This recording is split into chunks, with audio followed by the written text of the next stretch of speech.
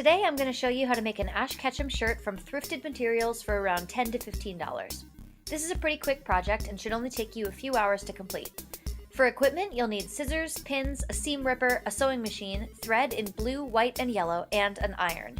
If you have a rotary cutter, that would be helpful, but it is not necessary. All of your fabric can be picked up secondhand at your local thrift store.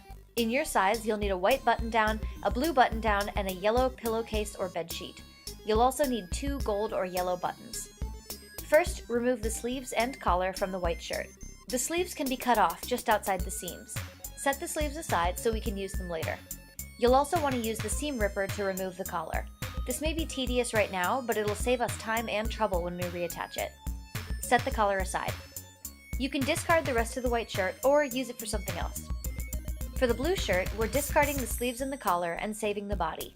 Cut off the sleeves, this time on the inside of the seam, and discard them. For this shirt, we can just cut the collar right off.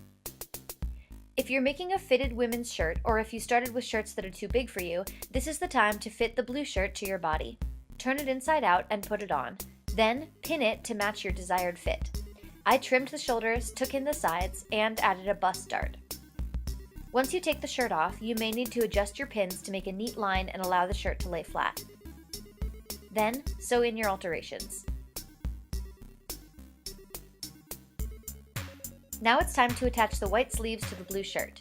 If you've altered the size of the sleeve hole at all, you'll need to alter your sleeves to match. If you started with a long-sleeved white shirt like me, this is also the time to trim your sleeves to the length you want. It's a good idea to try the sleeve onto your arm and mark your desired length, rather than just winging it like I did.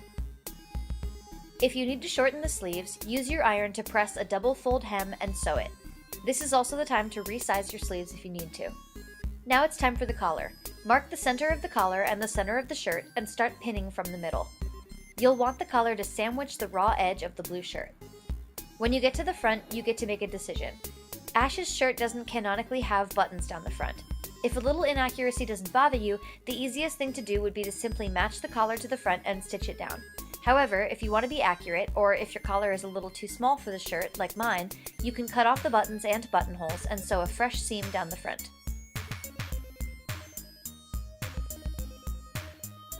If you do that, you'll need to iron and sew that front seam before you can finish the collar.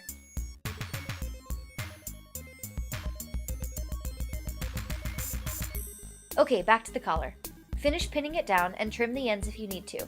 Carefully stitch along the existing seam line on the collar to ensure that you get both the front and the back of the collar. If you trimmed the ends of the collar, like I did, you can just use a quick zigzag stitch to easily finish that edge. Then, pin your sleeves into the armholes of the blue shirt and stitch.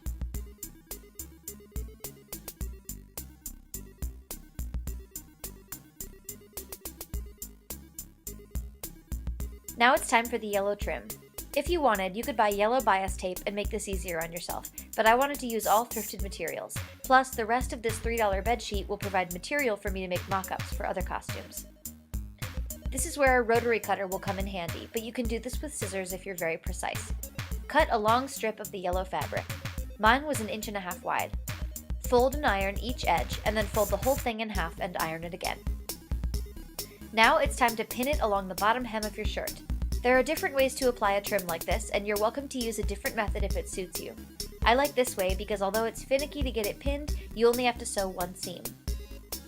Grab 2 4-inch sections of your trim and pin them on to simulate pockets. Make sure they're symmetrical. Now stitch it all down with yellow thread.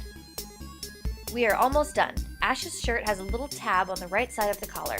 I cut the end off of one of the button strips from the front, but if you left those on, you could make a little tab from the leftover fabric from the sleeves. Stitch it in place.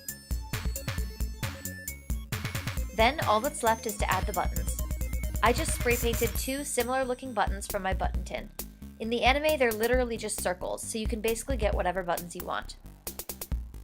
You're done! Congratulations on your fancy homemade Ash Ketchum shirt. Now you can go be the very best, like no one ever was.